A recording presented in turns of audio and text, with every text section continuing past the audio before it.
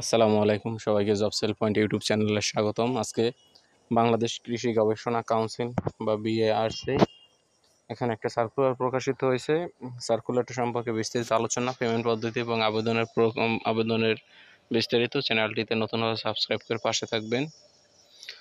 বাংলাদেশ কৃষি গবেষণা কাউন্সিল, নতুন বিমানবন্দর, ফার্মগেট, ঢাকা, রাজস্ব খাতভুক্ত অফিস সহায়ক পদে 20 গ্রেডে 18 জনকে, অনেক বড় একটা সার্কুলার প্রকাশিত হয়েছে। 18 জনকে নেওয়া হবে।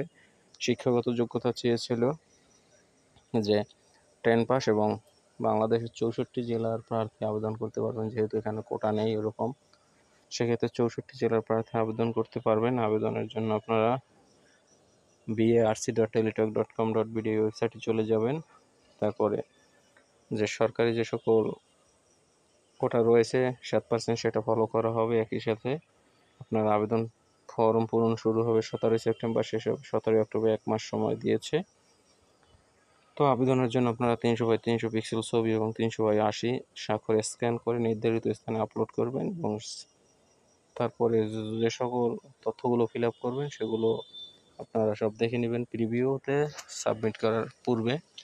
তো এইভাবে আপনারা আবেদন শেষ করবেন এবং একই সাথে আপনার পেমেন্ট পদ্ধতিটা নিচে লেখা আছে barc.ইউজার আইডি ইউজার আইডি 1634 নম্বরে পাঠাবেন, 342 নম্বরে।